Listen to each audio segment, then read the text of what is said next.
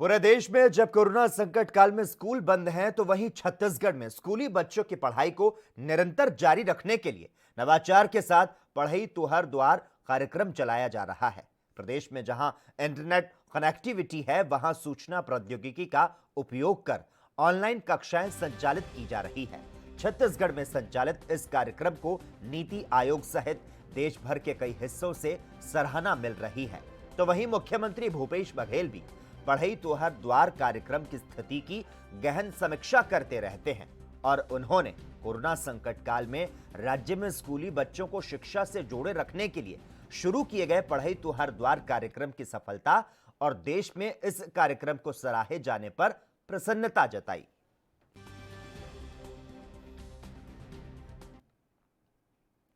बिहार के कद्दावर नेता और केंद्रीय मंत्री रामविलास पासवान का लंबी बीमारी के बाद निधन हो गया। 74 साल के रामविलास पासवान कई दिनों से अस्पताल में भर्ती थे। रामविलास पासवान के पार्थिव शरीर को शुक्रवार शाम 5 बजे दिल्ली से पटना लाया गया, जिसके बाद एयरपोर्ट पर रामविलास पासवान के अंतिम दर्शन के लिए पटना एयरपोर्ट पर समर्थकों की भारी भीड़ उमड़ पड़ी। इतना ही नहीं, जब रामविलास पासवान के दामाद अनिल साधु और बेटी एयरपोर्ट के अंदर घुसने की कोशिश कर रहे थे, तो उन्हें बाहर ही रोक दिया गया। इस बात से अनिल साधु नाराज हो गए और पटना एयरपोर्ट के स्ट्रीट हैंगर गेट पर हंगामा शुरू कर दिया। इतना ही नहीं, उन्होंने वहां से गुजर रहे डिप्टी सीएम सुशील मोदी के काफिले को भी रोक दिया। शनिवार सुबह 10 बजे गंगा किनारे उनका अंतिम संस्कार पूरे राजकीय सम्मान के साथ किया जाएगा।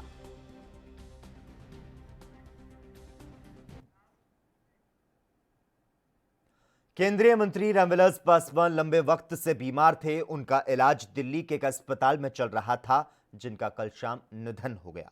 इस पर राष्ट्रीय जनता दल नेता और बिहार के पूर्व उप मुख्यमंत्री तेजस्वी यादव ने कहा कि शोषित, वंचित और गरीबों की आवाज रामविलास सुनते थे। उन्होंने कहा कि लोक जनशक्ति पार्टी अध्यक्ष चिराग पासवान को जब सबसे ज्यादा उनकी जरूरत थी, तब वो चले गए। रामविलास पासवान ने तेजस्वी यादव को कैसे सियासी टिप्स दिए थे, इस पर भी तेजस्वी यादव ने उन्हें याद किया। लेकर के शोषित समाज के वर्ग को लेकर के जो उन्होंने लड़ाई लड़ी, उससे हमारे बिहार को जो है काफ़ी क्षति पहुंची है। एक वट वृक्ष के रूप में हम मानते हैं उनको, एक वट वृक्ष बिहार की राजनीति के वो थे। हमारे पिता से रिश्ता जो है वो किसी से छुपा नहीं है।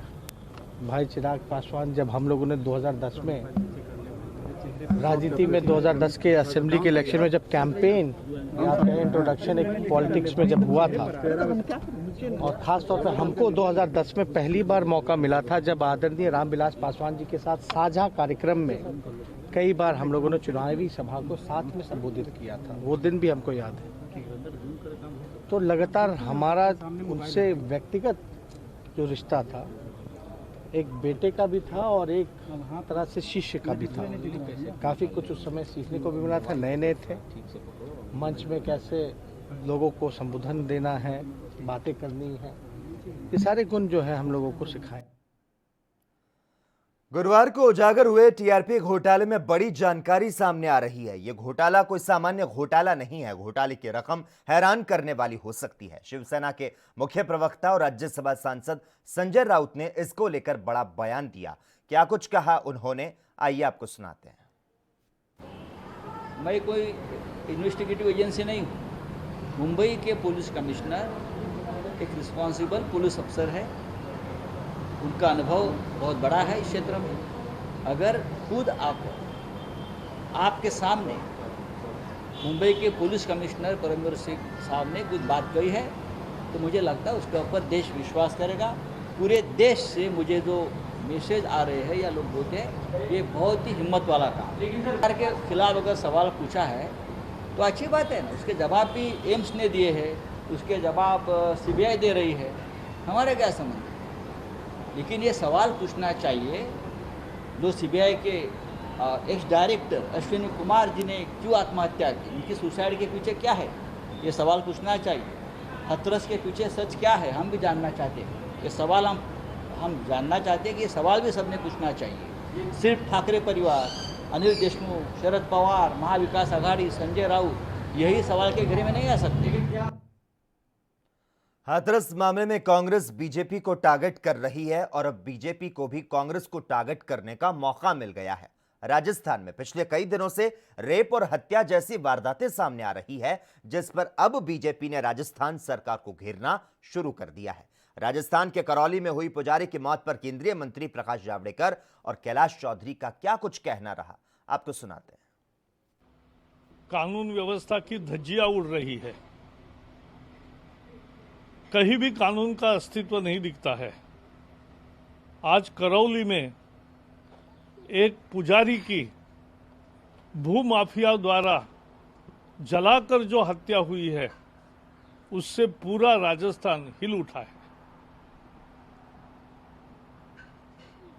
थोड़े दिनों पहले बेहरोड में पुलिस स्टेशन पर AK-47 से हमला करके अपराधी को छुड़ा ले गए दूसरे अपराधी, और आज तक उस अपराधी का पता नहीं चला है। लेकिन राजस्थान के अंदर जिस तरह से पिछले 3-4 महीने के अंदर जो घटनाएं हो रही है, उसको देखकर लगता है कि अब राजस्थान की सरकार इस शासन को नहीं संभाल पा रही है, क्योंकि लॉ एंड ऑर्डर की स्थिति बिगड़ी हुई है। पूरे प्रदेश के अंदर देखें तो आज जो घटनाएं हो रही है और जो आंकड़े हैं उसके अनुसार आज क्राइम के आंकड़े पूरे देश में सबसे ज़्यादा अगर कोई क्राइम हो रहा तो राजस्थान के अंदर है। एक समय था जब राजस्थान में बहुत कम क्राइम होते थे। राजस्थान के मुख्यमंत्री अशोक गहलोत ने राज्य में कानून व्यवस्था से संबंधित मुद्दों पर समीक्षा की। सीएम ने कहा कि राज्य सरकार ने अनिवार्य सुनवाई और FIR दर्ज करने की नीति लागू की है। उच्च स्तर से इसकी लगातार निगरानी की जा रही है। उन्होंने ये भी रेखांकित किया कि यह राज्य के सभी 41 पुलिस जिलों में स्थापित महिलाओं के खिलाफ अपराध के लिए विशेष जांच इकाई के प्रभाव के कारण है। महिलाओं और पोक्सो मामले में अपराध में जांच समय में उल्लेखनीय कमी आई। गहलोत के मुताबिक राज्य सरकार ने प्रत्येक फरियादी की आवश्यक रूप से सुनवाई और FIR दर्ज करने की नीति लागू की हुई है।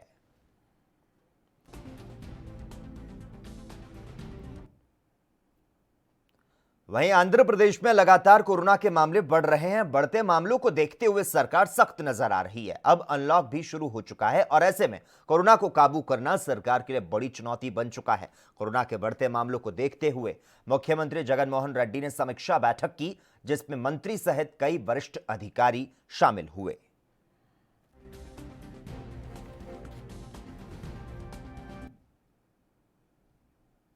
कोरोना महामारी के समय में देश अनलॉक की तरफ बढ़ रहा है, लेकिन अभी भी कोरोना का कहर कम नहीं हुआ। हर रोज कोरोना के नए मामले सामने आ रहे हैं। सभी को सतर्क रहने के लिए कहा जा रहा है और इसी क्रम में ITBP के DG SS देसवाल ने ITBP के सभी जवानों को कोरोना की गाइडलाइन का पालन करने की शपथ दिलवाई।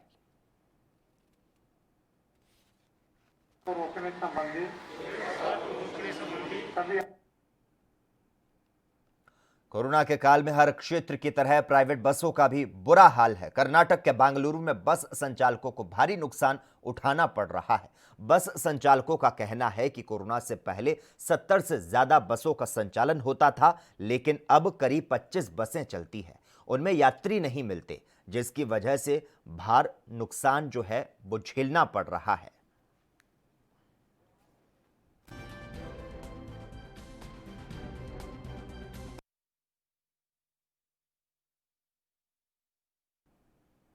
ANB न्यूज में खबरों का सिलसिला लगातार जारी रहेगा। हम यहां पर रुकते हैं एक छोटे से ब्रेक के लिए। लखनऊ से लेकर चंडीगढ़ तक, मुंबई से लेकर रायपुर तक, क्या है राजनीति की हलचल, क्या है समाज का मिजाज। राजधानी लाइव, हमारी नजर, आपका फैसला, हर रोज सुबह 8 बजे सिर्फ ANB न्यूज पर।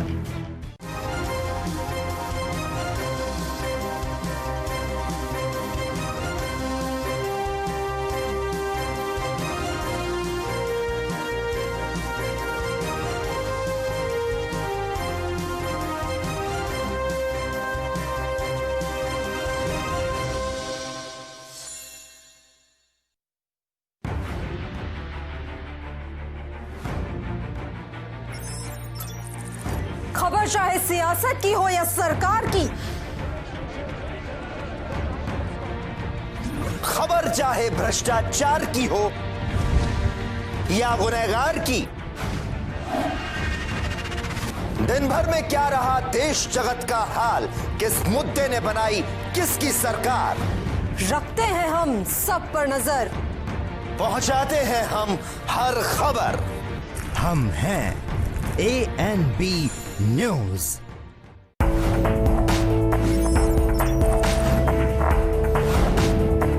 कम ब्रेक और ज्यादा खबरों के साथ देखिए ANB news in channel number पर।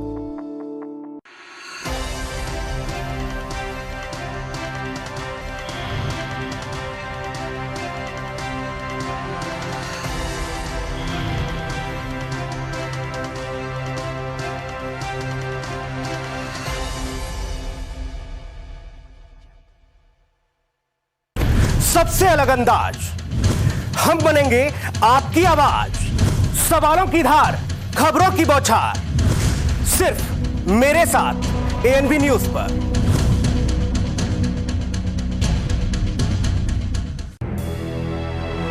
लखनऊ से लेकर चंडीगढ़ तक, मुंबई से लेकर रायपुर तक, क्या है राजनीति की हलचल, क्या है समाज का मिजाज। राजधानी लाइव, हमारी नजर, आपका फैसला, हर रोज सुबह 8 बजे सिर्फ ANB न्यूज पर।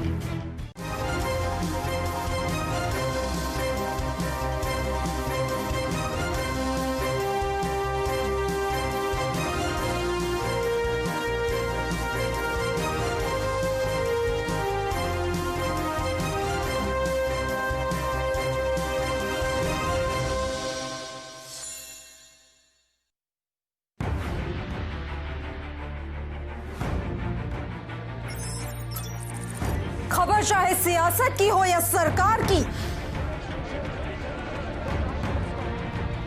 खबर चाहे भ्रष्टाचार की हो या गुनहगार की, दिन भर में क्या रहा देश जगत का हाल, किस मुद्दे ने बनाई किसकी सरकार, रखते हैं हम सब पर नजर, पहुंचाते हैं हम हर खबर। हम हैं ANB न्यूज।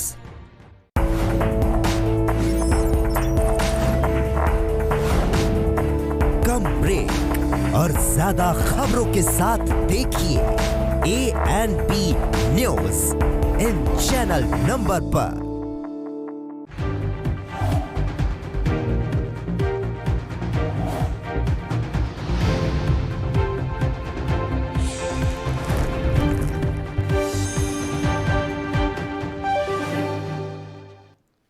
ब्रेक के बाद एक बार फिर से आपका स्वागत है। चंडीगढ़ के दादू माजरा में डंपिंग ग्राउंड में कुछ दिन पहले अचानक से आग लग गई थी, जिसका असर अभी तक बना हुआ है। आग से निकला धुआं और दुर्गंध की वजह से स्थानीय लोगों को परेशानी का सामना करना पड़ रहा है।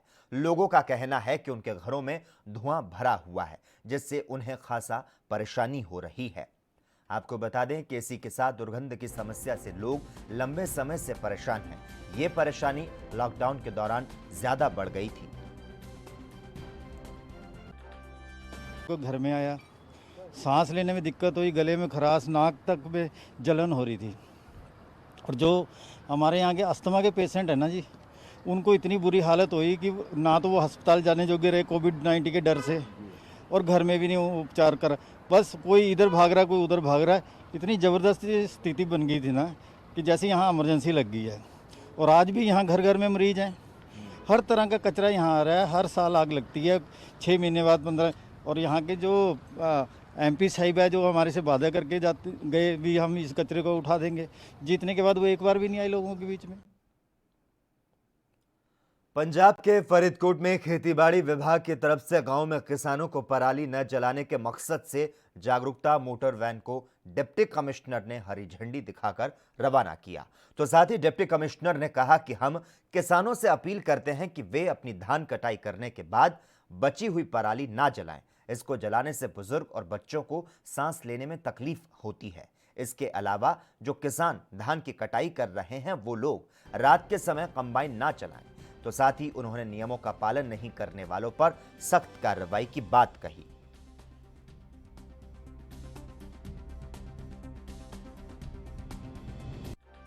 खेतीबाड़ी अफसर हरदेख सिंह ਅਤੇ आत्माले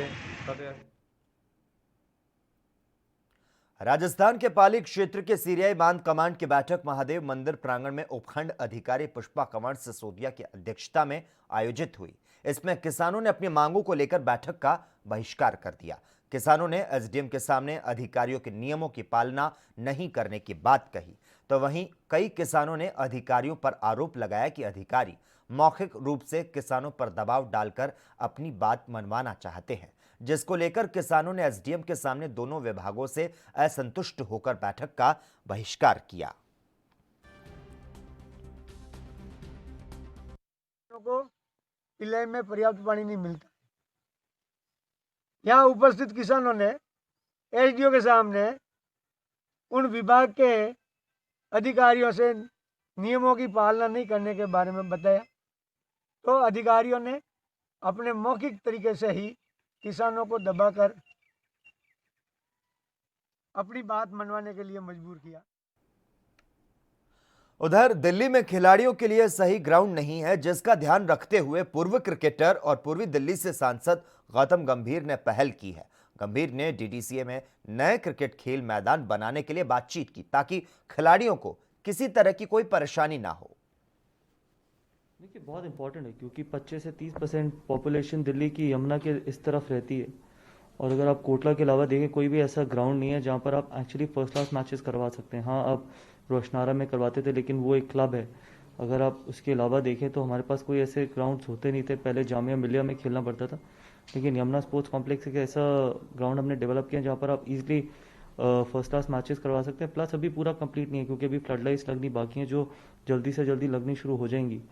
तो उसके बाद एक प्रॉपर तरीके का ग्राउंड बन जाएगा, जिससे यहाँ पर इनफैक्ट इवन आईपीएल की टीम्स आके अपने कैंप्स लगा सकती है। ज़रूरी नहीं है कि आपको कोटला में ही लगाना है। अगर आप यहाँ पर लगाते हो, अंडर लाइट्स खेलते हो, उसी तरीके की फ्लड लाइट्स लगेंगी जैसी इंटरनेशनल स्टैंडर्ड्स की। वहीं दिल्ली की आम आदमी पार्टी सरकार के कैबिनेट ने पर्यावरण और पेड़ों की रक्षा के लिए एक बड़ा कदम उठाते हुए शुक्रवार को 2 अहम फैसले लिए। कैबिनेट ने ट्री ट्रांसप्लांटेशन पॉलिसी और स्मॉग टावर लगाने की मंजूरी जो है वह दे दी है। दिल्ली के मुख्यमंत्री अरविंद केजरीवाल ने शुक्रवार को प्रेस कॉन्फ्रेंस कर कहा कि दिल्ली कैबिनेट ने ट्री ट्रांसप्लांटेशन पॉलिसी पास कर ली है। मिलके प्रदूषण के खिलाफ एक महाअभियान शुरू किया था, युद्ध प्रदूषण के विरुद्ध। उसमें आने वाले समय में हम सब मिलके बहुत सारे काम करेंगे। इलेक्ट्रिक व्हीकल पॉलिसी है, वो लागू हो रही है, ट्री प्लांटेशन है, पराली से निपटने की बात है। बहुत सारे हमने काम कहे थे। उसी में एक कंपोनेंट था tree transplantation policy. Reserve bank of India मौद्रिक नीति समिति की बैठक में रेपो रेट में कोई बदलाव नहीं किया गया। रेपो रेट 4% पर बरकरार है और इस पर मार्केट एक्सपर्ट डीके मिश्रा का क्या कुछ कहना रहा, आइए आपको सुनाते हैं। आरबीआई की दूसरी बार ये पॉलिसी, जो दूसरी पॉलिसी है वो अनचेंज्ड पॉलिसी है, और रेपो रेट का जो बेंचमार्क 4%, 4% पहले था, उसी को बरकरार रखा गया है। और ये इस स्थिति को पूरे अर्थव्यवस्था का आकलन करते हुए, अर्थव्यवस्था में जो धन की आवश्यकता को देखते हुए, उसको इसी उम्मीद के साथ रखा गया है कि आरबीआई इस बात के लिए तैयार है कि अगर अर्थव्यवस्था को बूस्ट करने के लिए और ईज डाउन करना होगा, रेपो रेट को और चेंज करना होगा, तो भविष्य में उसकी समीक्षा करके वो करेगी। कोरोना संकट के बीच आज प्रदेश के मुख्यमंत्री शिवराज सिंह चौहान मंदसौर, देवास और आगरमालवा जिले के दौरे पर रहे। आपको बता दें, मुख्यमंत्री मंदसौर जिले के सुवासरा विधानसभा के कयामपुर मंडल के अंतर्गत आयोजित कार्यकर्ता सम्मेलन में शामिल हुए। यहां मुख्यमंत्री ने कहा कि मैं आपको वचन देता हूं कि आपका विश्वास कभी टूटने नहीं दूंगा। आज मेरे दिल में आ रहा है, क्योंकि मैं दिमाग से कम राजनीति करता हूं, मैं तो दिल से करता हूं। आज मेरा दिल कह रहा है कि शिवराज यहां बैठ के शीश झुका के तू मंदसौर और नीमच की जनता को प्रणाम कर और कार्यकर्ताओं को धन्यवाद दे। आभारी हूं, हृदय से धन्यवाद देता हूं और साथ में यह वचन भी देता हूं कि आपने जो प्यार और विश्वास दिया है, जान भले ही चली जाए उस विश्वास को कभी टूटने नहीं दूंगा, कभी टूटने नहीं। एमपी सरकार में मंत्री कमल पटेल ने दिग्विजय सिंह पर निशाना साधा है। पटेल ने दिग्विजय सिंह को कहा कि वे बंटाधार मुख्यमंत्री रहे हैं, उन्होंने प्रदेश का बंटाधार कर दिया। तो साथ ही उन्होंने कहा कि शिवराज सिंह ने बीमारू राज्य से विकासशील राज्य बनाया। बंटाधार मुख्यमंत्री 10 साल में दिग्विजय सिंह जी ने बिजली, पानी, सड़क सब बर्बाद कर दिया था, कानून व्यवस्था की स्थिति नहीं थी, इसलिए प्रदेश को बंटाधार कर दिया था। उसको शिवराज सिंह जी ने बीमारू राज्य से निकालकर 15 साल में विकासशील राज्य की श्रेणी में लाए। जहाँ 2990 मेगावाट बिजली थी 2003 में जब हमको सरकार मिली थी, शिवराज सिंह जी के नेतृत्व में हमने 18,000 मेगावाट बिजली का उत्पादन किया और सरप्लस बिजली कर दी, 24 घंटे बिजली दे रहे हैं। इसी प्रकार सड़क नाम की चीज नहीं थी, सड़क में गड्ढा की गड्ढे में सड़क। 15 साल में हमने सड़कों की जाल बिछा के 1 लाख किलोमीटर से अधिक सड़कें बनाई। वहीं पश्चिम बंगाल में प्रदर्शन कर रहे बीजेपी कार्यकर्ताओं पर पुलिस द्वारा लाठीचार्ज का विरोध बीजेपी कर रही है और इस पर बीजेपी सांसद रूपा गांगुली का कहना है कि नवादा में सीएम का ऑफिस है तो कोई भी उनके सामने अपनी बात रखने जा सकता है, इस तरह से मारपीट नहीं करनी थी। ये है कि अगर नवादा उनका ऑफिस है तो वहाँ तो सबका जाने का अधिकार है कि नहीं। अगर हम पॉलिटिकल पार्टी एक अपोजिशन होने के नाते वहाँ पे मुख्यमंत्री के पास एक डेपुटेशन देने जाना चाहते हैं कि क्यों नहीं जा सकते। अब भाजपा बहुत भारी मात्रा में पश्चिम बंगाल में उभर के आ रहे हैं, आ गए हैं ऑलरेडी। 19 में ये दिख चुका है लोगों को। तो अगर लोग ज़्यादा है तो कुछ लोगों को जाने देते, ऐसे मारदंगा करने की क्या जरूरत थी। पश्चिम बंगाल के कोलकाता में भारतीय जनता पार्टी ने प्रेस कॉन्फ्रेंस की और इस दौरान पश्चिम बंगाल के बीजेपी अध्यक्ष दिलीप घोष ने ममता सरकार पर जमकर निशाना साधा। घोष ने पश्चिम बंगाल में रैली के दौरान बीजेपी कार्यकर्ताओं पर लाठीचार्ज पर खुलकर बात की और कहा कि बीजेपी ने तो रैली की परमिशन ली थी, लेकिन टीएमसी कार्यकर्ताओं ने रैली की परमिशन किससे ली। हाथरस कांड हुआ, उसको लेकर चीफ मिनिस्टर ने भी यहाँ रैली निकाली कलकत्ता में सबके सामने। किससे परमिशन लिए थे, कौन सा डिस्टेंसिंग था, कौन सा कानून था, क्यों पुलिस ने सचेत नहीं किया, क्यों नहीं एफआईआर किया है। और उतना ही नहीं, छोटे छोटे पार्टियां भी रैली निकाली, कोई कानून की बात नहीं। और जबकि बीजेपी लिखित में अनुमति मांगा और सारा सूचना देके गया है, तब कानून की बात आती है। पहले से हमको कानून पढ़ाया जा रहा था, तो आप परमिशन नहीं देंगे। डेमोक्रेसी केवल उनके लिए, हमारे लिए नहीं है। और डिजास्टर मैनेजमेंट एक्ट खाली हमारे लिए, कानून हमारे लिए। तो इसलिए जो उन्होंने शुरू किया, हम बंगाल में सब उनकी अनुप्रेरणा से करते हैं, हमने भी वही किया है। लेकिन हम फंस गए, इसके बीच में 10-15 कार्यकर्ताओं की हत्या हुई है। देश भर के अन्य राज्यों की तरह जम्मू कश्मीर में भी कोरोना के मामले लगातार सामने आ रहे हैं। तो वहीं अब अनलॉक 5 शुरू हो चुका है और ऐसे में जम्मू कश्मीर में भी पर्यटकों का आना जाना सुचारू रूप से शुरू होगा। इस पर जानकारी देते हुए आईएएस अधिकारी सिमरनदीप सिंह ने कहा कि इसके लिए प्रशासन ने सभी तैयारियां जो है वो पूरी कर ली है। देखिए, जम्मू कश्मीर की टूरिज्म की गाइडलाइन हमने लगभग 2 महीने पहले निकाली थी। उस गाइडलाइन में हमने अभी भी हम उसी गाइडलाइन पे हैं कि आप आएँ, आप टूरिस्ट हैं तो आप बाई एयर आएंगे। अगर आप कश्मीर में आते हैं, जम्मू में आते हैं, तो शायद ट्रेन पे भी आ सकते हैं या बाई रोड भी आ सकते हैं। सो वहाँ पर जो टेस्टिंग, एंट्री की टेस्टिंग है वो तो होगी ही होगी, उसमें कोई दो राय नहीं है। लेकिन अब वो सिस्टम नहीं है जो शायद लोगों ने अभी भी सोचा हुआ है कि किसी को क्वारंटीन में रखने का सिस्टम नहीं है, एडमिनिस्ट्रेटिव क्वारंटीन और वो वाला सिस्टम है नहीं। सो वो टूरिस्ट आके अपने होटल में रह के उसको उसी समय नेगेटिव घोषित करके तो वो तो अपनी शुरू कर सकता है, अपनी जो टूरिज्म शुरू कर। कृषि कानूनों के विरोध में किसान लगातार प्रदर्शन कर रहे हैं और दूसरी तरफ राजनीतिक दल भी किसानों के मुद्दे पर केंद्र सरकार को घेरने का प्रयास कर रहे हैं। और इस पर शिरोमणि अकाली दल के नेता महेश इंदर सिंह का क्या कुछ कहना रहा, आपको सुनाते हैं।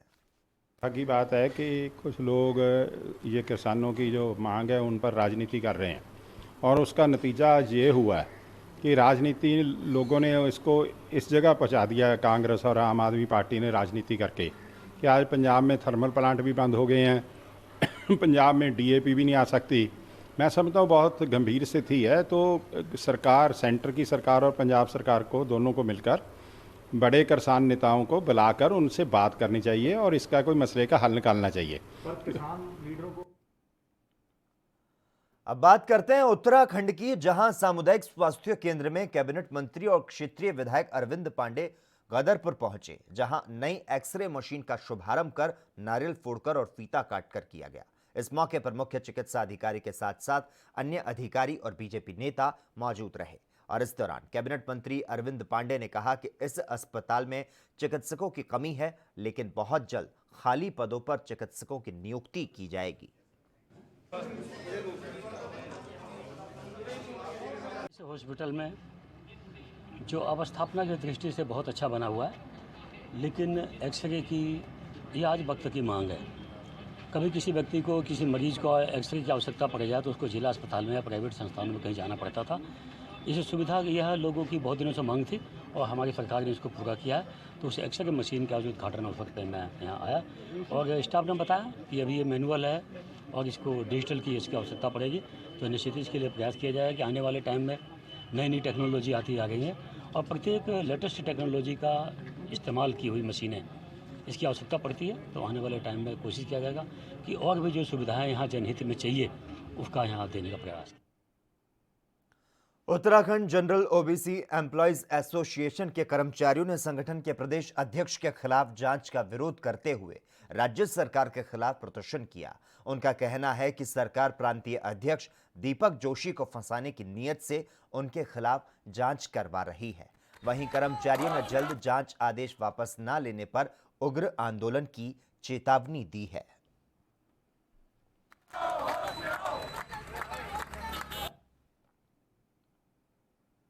टिहरी नवनियुक्त जिला अधिकारी इवा आशीष श्रीवास्तव ऋषिकेश गंगोत्री राष्ट्रीय राजमार्ग के चंबा पहुंची, जहां उन्होंने क्षतिग्रस्त आवासीय भवनों, होटलों और दुकानों का निरीक्षण किया। इस दौरान जिला अधिकारी ने पीड़ितों की समस्याओं को सुना। उन्होंने कहा कि आवासीय भवन और दुकानों में दरारें आ चुकी है। इसके अलावा कुछ आवासीय भवनों, होटलों और दुकानों की स्थिति जर्जर बनी हुई है। भवनों की जर्जर स्थिति को देखते हुए दुर्घटना की आशंकाओं को नकारा नहीं जा सकता। जिलाधिकारी ने स्पष्ट किया कि नगरवासियों की सुरक्षा उनकी प्राथमिकता है। इसमें किसी भी प्रकार की लापरवाही नहीं बरती जाएगी।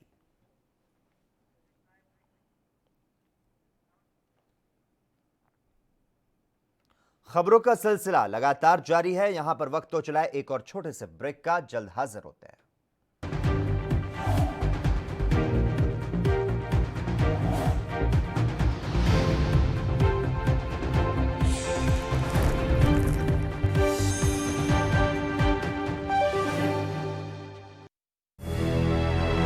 लखनऊ से लेकर चंडीगढ़ तक, मुंबई से लेकर रायपुर तक, क्या है राजनीति की हलचल, क्या है समाज का मिजाज। राजधानी लाइव, हमारी नजर, आपका फैसला, हर रोज सुबह 8 बजे सिर्फ ANP न्यूज पर।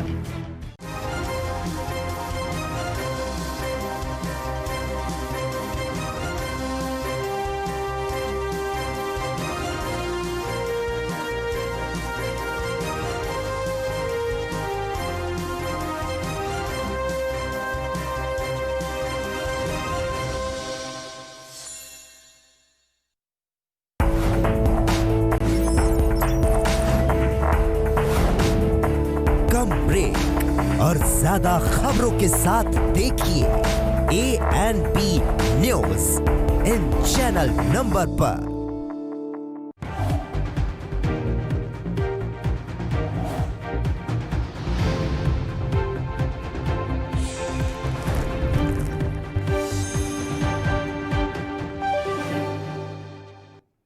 ब्रेक के बाद ANP न्यूज में एक बार फिर से आपका स्वागत है। पंजाब के पठानकोट के शाहपुर कंडी में बैराज डैम प्रोजेक्ट पर बनने वाले 2 पावर हाउस के निर्माण के लिए 637 करोड़ रुपए खर्च कर टेंडरिंग शुरू कर दी गई। दरअसल 3 पावर हाउस बनने से 206 मेगावाट बिजली का उत्पादन होगा। कोरोना काल में बैराज बांध बनने की रफ्तार में कमी आई। बैराज बांध का निर्माण कार्य धीमा होने की वजह से तय सीमा से बांध बनने में ज्यादा समय लग सकता है। पंजाब सरकार बैराज बांध का काम शीघ्र पूरा करने पर जोर दे रही है।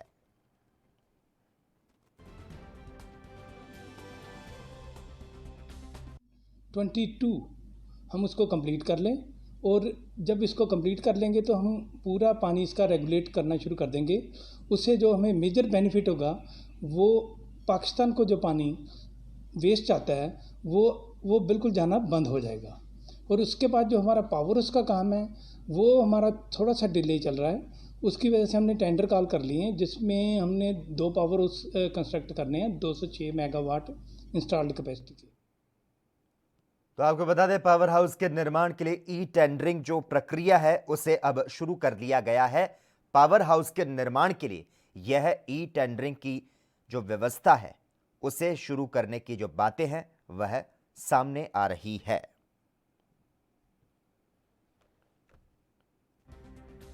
तो पंजाब के पठानकोट का यह मामला, जहां पर आपको बता दें कि बैराज डैम प्रोजेक्ट पर बनने वाले 2 पावर हाउस के निर्माण के लिए 637 करोड़ रुपए खर्च कर ई टेंडरिंग शुरू कर दी गई। दरअसल 3 पावर हाउस बनने से 206 मेगावाट बिजली का उत्पादन होगा और कोरोना काल में बैराज बांध बनने की रफ्तार में जो कमी आई है, बैराज बांध का निर्माण कार्य धीमा होने की वजह से तय सीमा से बांध बनने में ज्यादा समय है वह लग सकता है। पंजाब सरकार बैराज बांध का काम शीघ्र पूरा करने पर अब जोर दे रही है। तो पंजाब के पठानकोट का यह मामला है जहां पर शाहपुर कंडी में बैराज डैम प्रोजेक्ट पर बनने वाले 2 पावर हाउस के निर्माण के लिए 637 करोड़ रुपए खर्च कर ई टेंडरिंग की प्रक्रिया जो है वह शुरू कर दी गई है।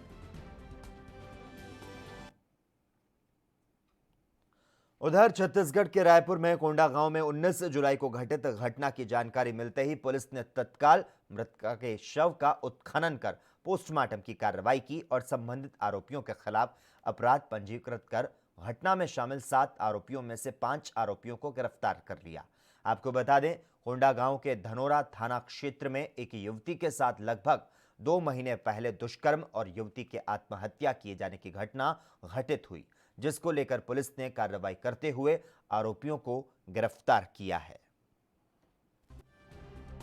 तो पता चला कि उस लड़की जिस दिन उसने फांसी लगाई थी उससे पहले कुछ 7 लड़कों ने उसके साथ अनाचार किया था। तत्काल मामले को संज्ञान में लेके मैं स्वयं अपने पूरी टीम के साथ घटनास्थल पर पहुंचा, परिजनों से उनके बयान लिए। कल ही हमने शव उत्खनन की कार्यवाही भी पूरी कर ली थी एसडीएम महोदय के साथ और उसके बाद हमने एफआईआर दर्ज कर लिया है, मर्ग इंटीमेशन ले लिया गया है। अभी तक 5 आरोपी को अपनी हिरासत में हम ले चुके हैं। हमीरपुर में ग्राम पंचायत ओहिल के विभाजन करने नई पंचायत लगदेवी में गांव को शामिल करने पर असहमति जताई गई। दरअसल ग्रामीणों ने डीसी हमीरपुर से मांग की है कि पुरानी पंचायत में रहने दिया जाए। वहीं सुजानपुर विधायक राजेंद्र राणा की अगुवाई में प्रतिनिधि मंडल ने डीसी हमीरपुर हरिकेश मीणा को ज्ञापन सौंपकर मांग की कि नई पंचायत में ग्रामीण नहीं जाना चाहते, क्योंकि नई पंचायत के गठन से ग्रामीणों की समस्याएं बढ़ जाएंगी।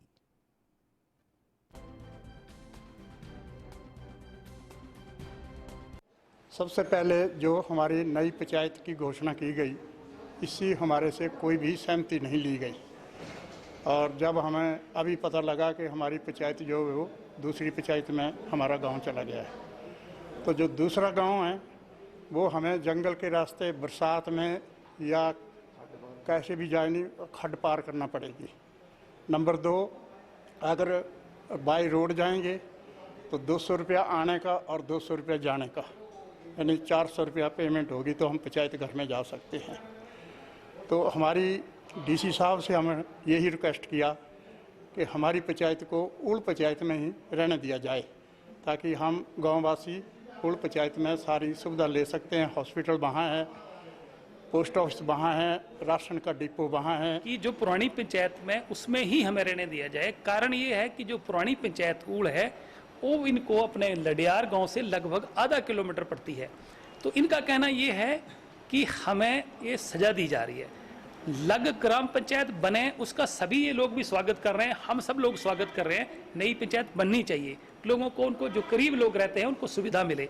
परंतु इन लोगों को तो ये एक सजा हो गई कि क्योंकि 3.5 किलोमीटर जाना मतलब ये है कि अगर किसी ने पंचायत घर में भी जाना तो उसको भी 200 रुपया टैक्सी का देना पड़ेगा। उसके बाद क्योंकि स्पेशल बस लडियार से कोई लग के लिए तो स्पेशल बस जाती नहीं है, तो इसलिए इन लोगों की आपत्ति है। आज फिर ये डिप्टी कमिश्नर महोदय को मिले हैं और मैंने भी कहा है कि लोकल विधायक होने के नाते मेरा दायित्व तो बनता है कि लोगों की ये अगर समस्या है तो उसको सरकार।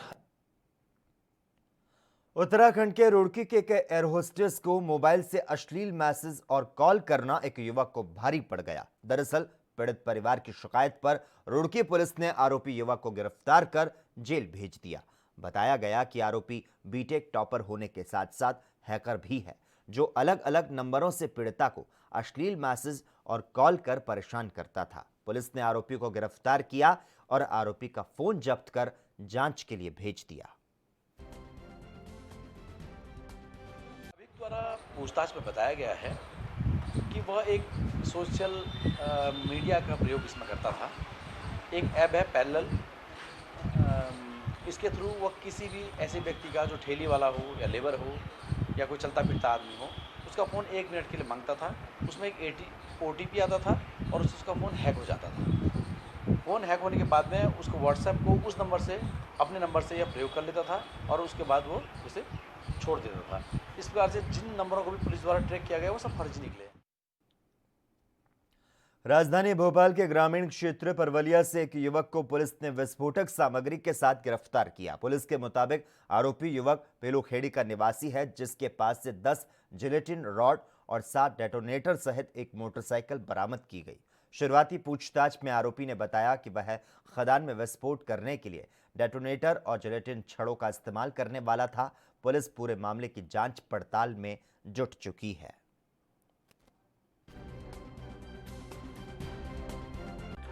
भोपाल पुलिस को एक बड़ी सफलता मिली है।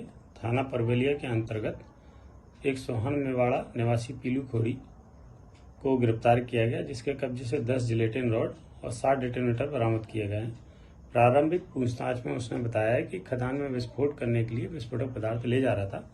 पुलिस की विवेचना जारी है, उससे और पूछताछ की जा रही है कि कैसे लाया, कहां से लाया, और जैसे साक्ष्य आएंगे वैसी कार्रवाई की जाएगी। वहीं हरियाणा पुलिस को शातिर बदमाश को गिरफ्तार करने में सफलता हाथ लगी। पकड़ा गया शातिर बदमाश कई मामलों में लिप्त था। 2013 से ही बदमाश पर हत्या, लूट, डकैती जैसे कई संगीन धाराओं में केस दर्ज था और हरियाणा पुलिस को लंबे समय से इस बदमाश की तलाश थी।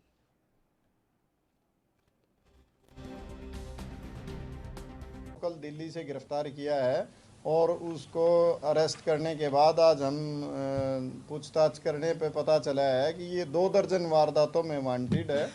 लूट, हत्या, डकैती, चोरी, स्नैचिंग, आर्म्स एक्ट, इस तरह के 2 दर्जन अपराधों में NCR में ये वांटेड है और इसके बड़ा लंबा इतिहास है इसके।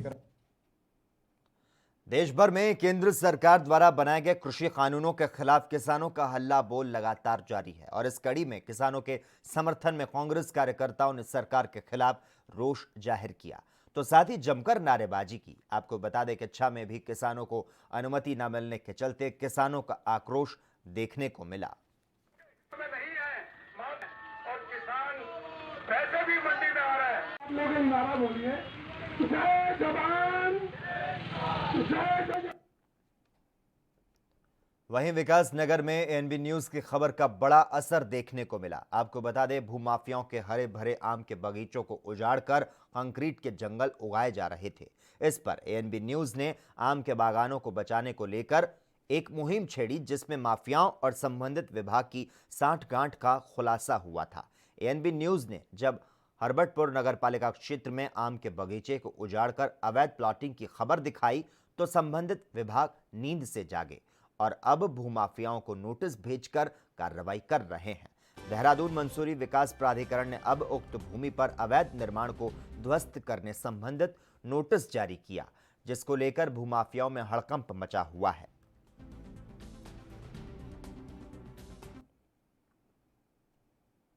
ANB न्यूज में खबरों का सिलसिला लगातार जारी रहेगा। यहां पर रुकते हैं एक छोटे से ब्रेक के लिए।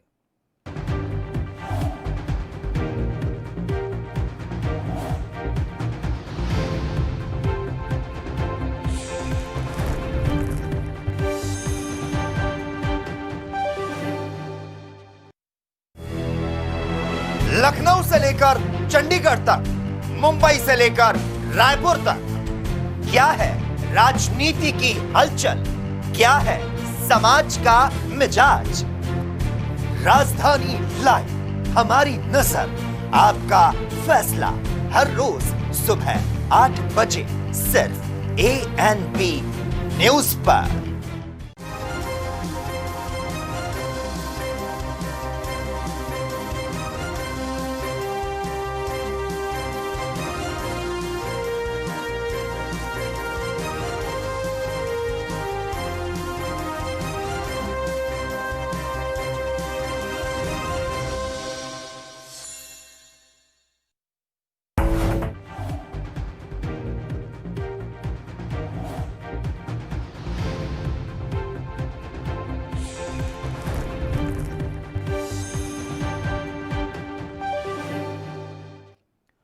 ब्रेक के बाद ANP न्यूज में एक बार फिर से आपका स्वागत है। रायपुर में रेलवे के कर्मचारियों को आग की रोकथाम के बारे में जानकारी दी गई। दक्षिण पूर्व मध्य रेलवे रायपुर मंडल के सुरक्षा विभाग और national institute of industrial safety and fire engineering और मैनेजमेंट रांची की तरफ से कार्यक्रम का आयोजन किया गया, जिसमें रेलवे से जुड़े कर्मचारियों को आग की रोकथाम और आग से सुरक्षा के बारे में जानकारी दी गई।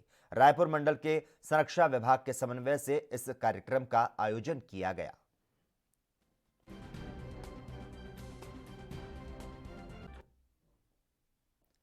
वहीं बिहार में सियासी पारा लगातार हाई होता जा रहा है। भोजपुर के बड़हरा विधानसभा में राजद प्रत्याशी सरोज यादव और बीजेपी प्रत्याशी राघवेंद्र प्रताप सिंह में मुकाबला कड़ा दिखाई दे रहा है, लेकिन इस बीच सरोज यादव पर आरोप है कि उन्होंने एक क्षेत्रीय नागरिक को जान से मारने की धमकी दी है।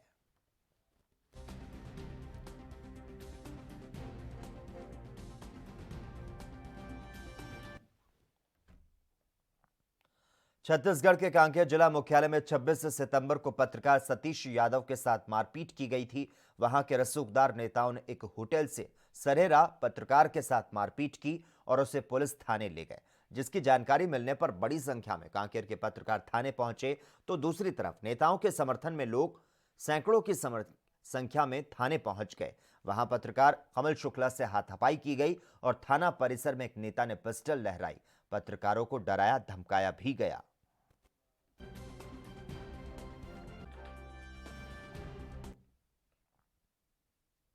वहीं हरियाणा के परिवहन मंत्री मूलचंद शर्मा ने अधिकारियों के साथ बैठक की, जिसमें अवैध रूप से सवारियां ढोने वाले वाहनों पर कार्रवाई करने के निर्देश दिए गए। कैबिनेट मंत्री शर्मा ने रोडवेज को घाटे से बचाने के लिए अधिकारियों को सख्त निर्देश दिए।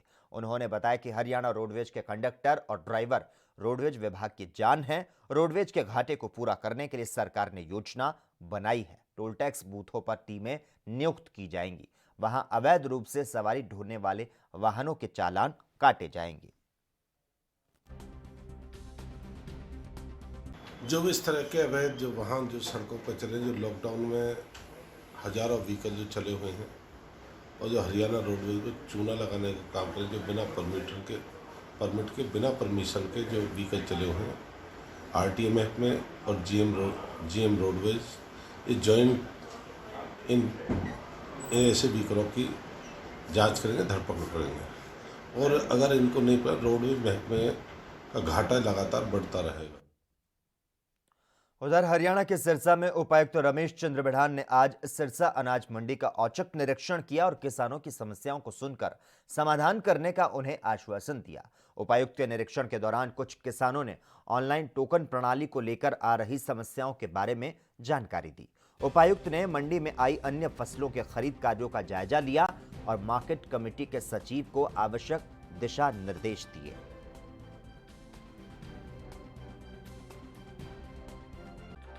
सबसे बड़ी समस्या है कि हमारी ऑनलाइन नहीं हो रही जी। ऑनलाइन के बावजूद जो जैसे आज हम हरियाणा गौरव बढ़ा रहे हैं धान जी, उसकी जैसे आज कंपेन की कटाई और बोला जो ऑनलाइन तो 10 दिन बाद आएगा या 5 दिन बाद, उसको हम क्या करेंगे 4-5 दिन के बावजूद। ये जिला 5 दिन किसान की फसल जो बाई हैंड कटती है, बाई हैंड आनी चाहिए जी, और बाई हैंड बिकनी चाहिए जी। सबसे ऑनलाइन होती नहीं जी। टोकन आज सर जी ऑनलाइन होगी जी, टोकन कटेगा 10 दिन बावजूद। कंपेन आज मेरी लगी हुई, तो मैं क्या करूँगा 10 दिन बैठ के, कहाँ रखूँगा धान। उत्तर प्रदेश में बांदा जिले के कई किसानों ने नए कृषि कानून का स्वागत किया है। उन्होंने कहा कि नया कानून कृषि क्षेत्र में बिचौलियों को खत्म करेगा। अब किसानों को भी कुछ सम्मान मिलेगा। आपको बता दें, देश के कई हिस्सों में कृषि कानून का विरोध किया जा रहा है और कई राज्यों में किसान सड़कों पर हैं।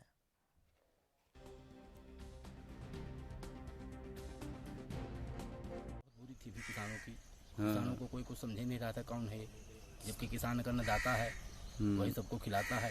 जब किसानों की वैल्यू नहीं थी बिल्कुल। अब कुछ समझ में आया कि बिचौलियों के किसान कौन है, क्या है।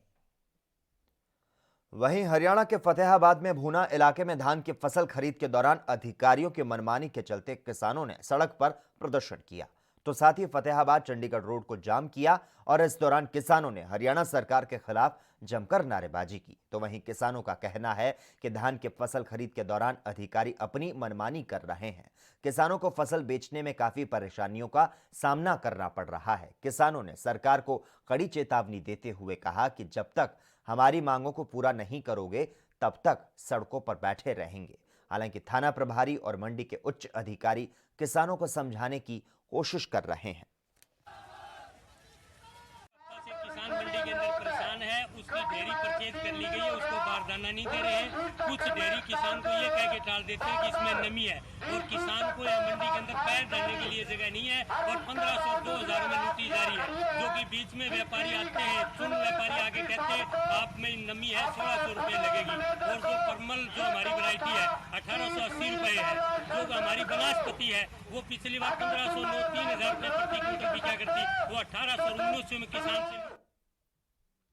उधर यूपी के बरेली में इस्वाले नगर में महिला ने अपने ससुर और अपने 2 देवरों पर अपने पति की हत्या का आरोप लगाया था। दरअसल महिला का कहना था कि 11 अप्रैल को उसके ससुर और 2 देवरों ने उसके पति की गोली मारकर हत्या कर दी। जब उसने मामले की शिकायत पुलिस से की तो पुलिस ने उसकी अनदेखी कर दी। इसके बाद वो परेशान होकर एसपी से मिली और मामले की जानकारी दी। पुलिस ने रिपोर्ट के आधार पर महिला के ससुर और उसके एक देवर को गिरफ्तार कर लिया। वहीं मामले पर लापरवाही करने वाले इंस्पेक्टर को एसपी ने सस्पेंड कर दिया। प्रारंभिक जांच क्षेत्राधिकारी द्वितीय के द्वारा की गई और उसमें घटना का होना पाया गया। इस आधार पर मजिस्ट्रेट की अनुमति लेकर शव का उत्खनन कराया गया और शव का पोस्टमार्टम भी इसमें कराया गया। पोस्टमार्टम और एक्सरे की रिपोर्ट के आधार पर सर और सीने में छर्रे का लगना पाया गया, जिससे कि जो अप्राकृतिक मौत है इसकी पुष्टि हो रही थी। इसी आधार पर आज धारा 302 के अंतर्गत एक मुकदमा 3 लोगों के ऊपर नामजद किया गया है, जिसमें कि महिला के द्वारा जो पूर्व में आरोप लगाए गए थे। देश भर में कृषि कानून के विरोध में किसानों का विरोध प्रदर्शन लगातार जारी है और इसी कड़ी में आम आदमी पार्टी ने भी किसानों के समर्थन में धरना दिया और इस दौरान हमारे संवाददाता ने प्रदर्शन कर रहे आम आदमी पार्टी के नेताओं से खास बातचीत की। ਦੂਜੇ ਦੇ ਉੱਪਰ ਆਰੋਪ ਲਾ ਰਹੇ ਆ। ਸ਼੍ਰੋਮਣੀ ਅਕਾਲੀ ਦਲ ਦੀ ਗੱਲ ਕਰੀਏ ਆਰੋਪ ਲਾਉਂਦੇ ਨਜ਼ਰ ਆ ਰਹੇ ਨੇ, ਬੀਜੇਪੀ ਦੀ ਗੱਲ ਕਰੀਏ ਉਹ ਤੁਹਾਡੀ ਪਾਰਟੀ ਤੇ ਵੀ ਆਰੋਪ ਲਾ ਰਹੇ ਨੇ, ਕਾਂਗਰਸ ਤੇ ਵੀ ਆਰੋਪ ਲਾ ਰਹੇ ਨੇ। ਕਾਂਗਰਸ ਦੀ ਗੱਲ ਕਰੀਏ ਉਹ ਵੀ ਦੋਨਾਂ ਤੇ ਆਰੋਪ ਲਾ ਰਹੇ। ਆਰੋਪ ਪ੍ਰਤਿਆਰੋਪ ਦੀ ਰਾਜਨੀਤੀ ਦੇ ਵਿੱਚ ਪੋਲੀਟੀਕਲ ਪਾਰਟੀਆਂ ਉਲਝ ਕੇ ਰਹਿ ਗਈਆਂ ਔਰ ਕਿਸਾਨ ਸੜਕਾਂ ਤੇ ਬੈਠਾ ਹੈ। ਕਿਸਾਨ ਸਭ ਜਾਣਦਾ ਜੀ ਕਿਹੜਾ ਕਿਹਦੇ ਤੇ ਕੀ ਆਰੋਪ ਲਾ ਰਿਹਾ, ਕੀ ਕਰ ਰਿਹਾ। ਨਾਲੇ ਸ਼੍ਰੋਮਣੀ ਅਕਾਲੀ ਦਲ ਤਾਂ ਪੰਜਾਬ ਦੇ ਨਾਲ ਰਿਹਾ ਪਹਿਲਾਂ ਤੋਂ ਸ਼ੁਰੂ ਤੋਂ ਹੀ। ਇਹ ਤਾਂ ਬਾਦਲ ਦਲ ਹੈ ਜਿਨ੍ਹਾਂ ਨੇ ਪੰਜਾਬ ਦੇ ਹੱਕਾਂ ਨੂੰ ਸਿਰਫ ਹੋਟਲਾਂ ਖਾਤਰ ਵੇਚਤਾ ਜੀ, ਸਿਰਫ ਨਿੱਕੀਆਂ ਨਿੱਕੀਆਂ ਗੱਲਾਂ ਖਾਤਰ ਵੇਚਤਾ ਜੀ। ਇੱਕ ਕੁਰਸੀ ਦੀ ਖਾਤਰ ਆ ਬਿੱਲ ਪਾਸ ਕਰਾਤਾ। ਲਾ ਕਮਾਲ ਦੀ ਗੱਲ, ਪਹਿਲਾਂ ਪਾਸ ਕਰਾਤਾ ਮੁੜ ਕੇ ਕਹਿੰਦੇ ਅਸੀਂ ਚੰਗਾ ਤੁਸੀਂ ਪਾਸ ਕਰ ਲਓ, ਤੇ ਜਦੋਂ ਬਣਾਉਣ ਲੱਗੇ ਹੋ ਉਦੋਂ ਹੀ ਤੁਸੀਂ ਬੋਲਦੇ ਹੋ, ਉਦੋਂ ਅਸਤੀਫਾ ਦੇ ਕੇ ਆਓ। ਸੋ ਇਹਨਾਂ ਲੋਕਾਂ ਨੇ, ਕਾਂਗਰਸ ਨੇ ਵੀ ਇਹੀ ਕੀਤਾ ਵੀ ਤੁਸੀਂ ਵਿਧਾਨ ਸਭਾ ਦੇ ਵਿੱਚ ਇਹਦਾ ਵਿਰੋਧ ਦਾ ਮਤਾ ਪਾਸ ਕਰ ਲਿਆ, ਪਾਰਲੀਮੈਂਟ 'ਚ ਭੇਜਦੇ ਨਹੀਂ। ਮਤਲਬ ਇਹਨਾਂ ਨੇ ਇਹ ਸਾਰਾ ਪੰਜਾਬ ਦੇ ਲੋਕ ਜਾਣਦੇ ਆ। ਸੋ ਅਸੀਂ ਆਪਦੀ ਡਿਊਟੀ ਜਿੱਥੋਂ ਤੱਕ ਅਸੀਂ ਕਰ ਰਹੇ ਹਾਂ, ਬਾਕੀ ਇਹ ਸਹੀ ਗਲਤ ਦਾ ਫੈਸਲਾ ਪੰਜਾਬ ਦੇ ਲੋਕ ਕਰਨਗੇ। ਲਗਾਤਾਰ ਵਿਰੋਧ ਹੋ ਰਿਹਾ ਔਰ ਤੁਸੀਂ ਵੀ ਵਿਰੋਧਾਂ ਦਾ ਹਿੱਸਾ ਬਣ ਰਹੇ ਹੋ ਔਰ ਤੁਸੀਂ ਵੀ ਕਿਸਾਨ ਪਰਿਵਾਰ ਤੋਂ ਸੰਬੰਧਿਤ ਹੋ। ਲੇਕਿਨ ਬੀਜੇਪੀ ਕਹਿ ਰਹੀ ਹੈ ਕਿ ਜਦੋਂ ਕ੍ਰੋਸ ਵੋਟਿੰਗ ਦਾ ਸਮਾਂ ਆਇਆ ਸੀ, ਜਦੋਂ ਵੋਟਿੰਗ ਹੋਣੀ ਸੀ ਤੇ ਕੋਈ ਵੀ ਵਿਰੋਧੀ ਧਿਰ ਜਿਹੜਾ ਉਹ ਲੋਕ ਸਭਾ ਦੀ ਗੱਲ ਕਰੀਏ, ਰਾਜ ਸਭਾ ਦੀ ਗੱਲ ਕਰੀਏ, ਉੱਥੇ ਮੁੱਦਾ ਚੁੱਕਦਾ ਹੀ ਨਹੀਂ ਨਜ਼ਰ ਆਇਆ। ਉੱਥੋਂ ਬਿੱਲ ਨੂੰ ਜਿਹੜਾ ਰੱਦ ਕਰਾ ਸਕਦੇ ਸੀ, ਲੇਕਿਨ ਸੋਨੀਆ ਗਾਂਧੀ ਵੀ ਚੁੱਪ ਰਹੀ, ਰਾਹੁਲ ਗਾਂਧੀ ਵੀ ਚੁੱਪ ਰਹੇ, ਸੰਜੇ ਸਿੰਘ ਵੀ ਚੁੱਪ ਰਹੇ, ਅਰਵਿੰਦ ਕੇਜਰੀਵਾਲ ਵੀ ਚੁੱਪ ਰਹੇ। ਦੇਖੋ ਬੀਜੇਪੀ ਦੇ ਕਹਿਣ ਦੇ ਨਾਲ ਕੋਈ ਵੀ ਇਹਨਾਂ ਦੀਆਂ ਗੱਲਾਂ ਤੇ ਯਕੀਨ ਨਹੀਂ ਕਰੂਗਾ ਕਿ ਜਿਹੜਾ ਕਹਿ ਰਿਹਾ ਕਿ ਸੰਜੇ ਸਿੰਘ ਚੁੱਪ ਰਹੇ, ਫਲਾਨਾ ਚੁੱਪ ਰਿਹਾ, ਤੇ ਇਹ ਤਾਂ ਪੂਰੀ ਦੁਨੀਆ ਦੇਖ ਰਹੀ ਸੀ ਮੀਡੀਆ ਦੇ ਜ਼ਰੀਏ। ਸਾਰੇ ਜਣੇ ਜਿਹੜੇ ਆ ਉਸ ਵੇਲੇ ਲਾਈਵ ਸੀਗੇ ਜਿਸ ਵੇਲੇ ਸਾਡੇ ਰਾਜ ਸਭਾ ਦੇ ਜਿਹੜੇ MP ਆ ਕਿਵੇਂ ਉਹਨਾਂ ਨੂੰ ਮੈਂਬਰ ਨੇ ਕਿਵੇਂ ਉਹਨਾਂ ਨੂੰ ਜਿਹੜਾ ਉੱਥੋਂ ਸਸਪੈਂਡ ਕਰ ਦਿੱਤਾ ਗਿਆ, ਕਿਵੇਂ ਉਹ ਦਿਨ ਰਾਤ ਜਿਹੜੇ ਪ੍ਰੋਟੈਸਟ ਤੇ ਬੈਠੇ ਸੀਗੇ। ਸੋ ਮੋਦੀ ਜਿਹੜੀ ਆ ਗਵਰਨਮੈਂਟ ਇਸ ਵੇਲੇ ਕੀ ਕਰ ਰਹੀ ਆ, ਇਹਦੇ ਤੇ ਪੰਜਾਬ ਜਿਹੜਾ ਬਿਲਕੁਲ ਯਕੀਨ ਕਰਨ ਵਾਲਾ ਨਹੀਂ ਆ, ਕਿਉਂਕਿ ਇਹੋ ਜੀ ਕਿਹੜੀ ਮਤਲਬ ਆਫਤ ਸੀਗੀ ਜਾਂ ਫਿਰ ਇਹੋ ਜੀ ਕਿਹੜੀ ਐਮਰਜੈਂਸੀ ਸੀਗੀ ਕਿ ਜਿਹੜੀ ਮੋਦੀ ਸਰਕਾਰ ਨੇ ਇੱਕ ਆਰਡੀਨੈਂਸ ਬਣਾ ਕੇ ਕਿਸਾਨ ਵਿਰੋਧੀ ਕਾਨੂੰਨ ਆ ਜਿਹੜੇ ਬਣਾ ਕੇ ਪਾਸ ਕਰ ਦਿੱਤੇ। ਜਦੋਂ ਪੂਰੀ ਦੁਨੀਆ ਲਾਕਡਾਊਨ ਆ, ਜਦੋਂ ਕਰਫਿਊ ਲੱਗਿਆ ਹੋਇਆ ਗਾ, ਸਾਰਿਆਂ ਲਈ ਮਨਾਹੀ ਆ, ਤੁਸੀਂ ਇਕੱਠ ਨਹੀਂ ਕਰ ਸਕਦੇ, ਤੁਸੀਂ ਇਕੱਠੇ ਨਹੀਂ ਹੋ ਸਕਦੇ ਤੇ ਤੁਸੀਂ ਮਤਲਬ ਬਾਹਰ ਨਹੀਂ ਜਾ ਸਕਦੇ। ਸੋ ਇਹੋ ਜਿਹੇ ਹਾਲਾਤਾਂ ਦੇ ਵਿੱਚ ਜੇ ਇੱਕ ਆਰਡੀਨੈਂਸ ਦੇ ਰੂਪ ਦੇ ਵਿੱਚ ਕਿਸਾਨ ਵਿਰੋਧੀ ਕਾਨੂੰਨ ਬਣਾ ਕੇ ਪਾਸ ਵੀ ਕਰ ਦਿੱਤੇ, ਅੱਜ ਬਸਤੇ ਦੇ ਵਿੱਚ ਪੈਕ ਵੀ ਹੋ ਗਏ, ਤਾਂ ਇਹਦਾ ਮਤਲਬ ਉਸ ਮੋਦੀ ਸਰਕਾਰ ਨੇ ਪੂਰੇ ਦੇ ਪੂਰੇ ਪੰਜਾਬ ਦੇ ਮੌਤ ਦੇ ਵਾਰੰਟ ਨੇ ਜਿਹੜੇ ਉਹ ਲੈ ਕੇ ਪੰਜਾਬ ਦੇ ਵਿੱਚ ਆ ਰਹੇ ਹਨ। ਦੂਜੇ ਪਾਸੇ ਸਿਆਸਤ ਦੇ ਆਰੋਪ ਲਾਏ ਜਾ ਰਹੇ ਨੇ, ਇਹ ਕਿਹਾ ਜਾ ਰਿਹਾ ਕਿ ਹੁਣ ਇਸ ਮਸਲੇ ਤੇ ਸਿਰਫ ਸਿਆਸਤ ਹੋ ਰਹੀ ਹੈ, ਹੋਰ ਕੁਝ ਨਹੀਂ। ਉਹੀ ਤਾਂ ਅਸੀਂ ਕਹਿ ਰਹੇ ਹਾਂ ਕਿ ਇਸ ਮਸਲੇ ਤੇ ਜਿਹੜੀਆਂ ਭਾਵੇਂ ਉਹ ਕਾਂਗਰਸ ਪਾਰਟੀ ਆ, ਕਾਂਗਰਸ ਸਰਕਾਰ ਆ, ਭਾਵੇਂ ਉਹ ਇਸ ਵੇਲੇ ਅਕਾਲੀ ਦਲ ਆ, ਭਾਵੇਂ ਉਹ ਮੋਦੀ ਸਰਕਾਰ ਆ, ਤਿੰਨੇ ਪਾਰਟੀਆਂ ਰਲ ਕੇ ਇਸ ਵੇਲੇ ਸਿਆਸਤ ਕਰ ਰਹੀਆਂ ਨੇ। ਸੋ ਪੰਜਾਬ ਇਸ ਵੇਲੇ ਸਿਆਸਤ ਨਹੀਂ ਮੰਗਦਾ, ਪੰਜਾਬ ਦੇ ਲੋਕਾਂ ਦੀ ਮੰਗ ਆ, ਪੰਜਾਬ ਦੇ ਕਿਸਾਨਾਂ ਦੀ ਮੰਗ ਆ ਕਿ ਸੈਸ਼ਨ ਬੁਲਾਓ, ਸੈਸ਼ਨ ਬੁਲਾ ਕੇ ਤੁਸੀਂ ਸਾਰੇ ਮਤੇ ਪਾਓ। ਰਾਜਾ ਮਨਿੰਦਰ ਨੂੰ ਵੀ ਅੱਜ ਅਸੀਂ ਜੈਸੇ ਪ੍ਰੋਟੈਸਟ ਤੇ ਬੈਠੇ ਆ ਤੇ ਉਹਨਾਂ ਨੂੰ ਇਹੀ ਮੈਸੇਜ ਦੇਣ ਦੇ ਲਈ ਆਏ ਆ ਵੀ ਪੰਜਾਬ ਪਿਛਲੇ ਲੰਬੇ ਸਮੇਂ ਤੋਂ ਰੇਲ ਪਟੜੀਆਂ ਤੇ, ਪੰਜਾਬ ਪਿਛਲੇ ਲੰਬੇ ਸਮੇਂ ਤੋਂ ਸੜਕਾਂ ਤੇ ਆ ਤੇ ਪੰਜਾਬ ਦੇ ਦਰਦ ਨੂੰ ਸਿਆਣੋ, ਦਰਦ ਨੂੰ ਪਹਿਚਾਣੋ, ਲੋਕਾਂ ਦੀ ਆਵਾਜ਼ ਨੂੰ ਪਹਿਚਾਣੋ। ਲੋਕ ਡਿਮਾਂਡ ਕਰ ਰਹੇ ਨੇ ਕਿ ਸੈਸ਼ਨ ਤੋਂ ਪਹਿਲਾਂ ਜਿਹੜੀ ਆ ਆਲ ਪਾਰਟੀ ਮੀਟਿੰਗ ਬੁਲਾ ਕੇ ਜਿਹਦੇ 'ਚ ਕਿਸਾਨ ਜਥੇਬੰਦੀਆਂ ਦੇ ਮਤਲਬ ਹੈਡਸ ਨੂੰ ਬੁਲਾ ਕੇ ਜਿਹੜੀ ਗੱਲਬਾਤ ਕੀਤੀ ਜਾਵੇ ਤਾਂ ਕਿ ਕਿਸੇ ਸਿੱਟੇ ਤੇ ਪਹੁੰਚੀਏ, ਕਿਉਂਕਿ ਪੰਜਾਬ ਇਸ ਵੇਲੇ ਤਰਾ ਕਰ ਰਿਹਾ ਆਰਡੀਨੈਂਸ ਦੇ ਵਿਰੋਧ 'ਚ ਮਤੇ ਪਾ ਕੇ ਵਾਪਸ ਮੋਦੀ ਸਰਕਾਰ ਨੂੰ ਭੇਜੇ ਜਾਣ ਸੈਸ਼ਨ ਦੇ ਦੌਰਾਨ, ਔਰ ਸੈਸ਼ਨ ਸਾਰੇ ਦਾ ਸਾਰਾ ਲਾਈਵ ਕੀਤਾ ਜਾਵੇ ਔਰ ਲਾਈਵ ਕਰਨ ਤੋਂ ਸਿਵਾਏ ਜਿਹੜਾ ਹੈ ਕੋਈ ਕਿਸੇ ਨਾ ਕਿਸੇ ਹੱਲ ਤੇ ਜਿਹੜਾ ਕਿਸੇ ਨਾ ਕਿਸੇ ਸਿੱਟੇ ਤੇ ਪਹੁੰਚਿਆ ਜਾਵੇ। ਮੈਂ ਤੁਹਾਨੂੰ ਇੱਕ ਗੱਲ ਕਹਿ ਰਿਹਾ ਹਾਂ ਕਿ ਕਿਸਾਨਾਂ ਦੇ ਨਾਲ ਸਾਰੀ ਰਾਜਨੀਤਿਕ ਪਾਰਟੀਆਂ ਨੂੰ ਇੱਕ ਝੰਡੇ ਥੱਲਾ, ਕਿਸਾਨਾਂ ਦੇ ਝੰਡੇ ਥਲਾਣਾ ਚਾਹੀਦਾ ਹੈ। ਅਲੱਗ-ਅਲੱਗ ਨਾ ਹੋਣਾ ਚਾਹੀਦਾ ਹੈ, ਇਕੱਲੇ ਨੂੰ ਰੈਲੀਆਂ ਨਹੀਂ ਕਰਨੀਆਂ ਚਾਹੀਦੀਆਂ, ਨਾ ਧਰਨੇ ਲਾਏ, ਕਿਸਾਨਾਂ ਦੇ ਝੰਡੇ ਥਲਾਣਾ ਚਾਹੀਦਾ, ਤਾਂ ਇਹ ਪੰਜਾਬ ਦਾ ਮਸਲਾ ਹੱਲ ਹੋਣਾ। ਮੈਂ ਤਾਂ ਉਸ ਨਾਲ ਸਹਿਮਤ ਹਾਂ। ਸਿੱਧੇ ਤੌਰ ਤੇ ਦਿੱਲੀ ਨੂੰ ਘੇਰਨ ਦੀ ਰਣਨੀਤੀ ਵੀ ਬਣਦੀ ਹੋਈ ਨਜ਼ਰ ਆ ਰਹੀ ਹੈ, ਜਿੱਥੇ ਕਿਸਾਨ ਜਥੇਬੰਦੀਆਂ ਜਿਹੜੀਆਂ ਨੇ ਉਹ ਦਿੱਲੀ ਨੂੰ ਘੇਰਨ ਦੀ ਰਣਨੀਤੀ ਬਣਾਉਂਦੀ ਨਜ਼ਰ ਆ ਰਹੀਆਂ ਨੇ। ਦੂਜੇ ਪਾਸੇ ਪੋਲੀਟੀਕਲ ਪਾਰਟੀਆਂ ਵੀ ਹੁਣ ਦਿੱਲੀ ਘੇਰਨ ਦੀ ਰਣਨੀਤੀ ਬਣਾਉਂਦੀ ਹੋਈ ਨਜ਼ਰ ਆ ਰਹੀਆਂ ਨੇ, ਔਰ ਅੰਦੋਲਨ ਜਿਹੜੇ ਨੇ ਹੁਣ ਸੂਬਿਆਂ ਤੋਂ ਨਿਕਲ ਕੇ ਰਾਸ਼ਟਰੀ ਅੰਦੋਲਨ ਦੇ ਵਿੱਚ ਤਬਦੀਲ ਹੁੰਦੇ ਨਜ਼ਰ ਆ ਰਹੇ ਨੇ। ਵੇਖਣ ਵਾਲੀ ਗੱਲ ਰਹੇਗੀ ਕਿ ਇਨ ਅੰਦੋਲਨਾਂ ਦਾ ਕੇਂਦਰ ਦੀ ਮੋਦੀ ਸਰਕਾਰ ਦੇ ਕੀ ਦਬਾਅ ਪੈਂਦਾ ਹੈ ਔਰ ਕਦੋਂ ਆ ਜਿਹੜੇ ਕਾਨੂੰਨ ਨੇ ਇਹਨਾਂ ਦੇ ਵਿੱਚ ਕਿਸੇ ਤਰ੍ਹਾਂ ਦੀ ਸੋਧ ਕੀਤੀ ਜਾਂਦੀ ਹੈ। ਕੈਮਰਾਮੈਨ ਦਵਿੰਦਰ ਸਿੰਘ ਦੇ ਨਾਲ ਵਿਨੀਤ कपूर, ANB न्यूज़, चंडीगढ़। और इसी के साथ ही इस वक्त के बुलेटिन में बस इतना ही, लेकिन देश और दुनिया के तमाम अहम खबरों के लिए लगातार आप जुड़े रहिए हमारे साथ और देखते रहिए ANB न्यूज़।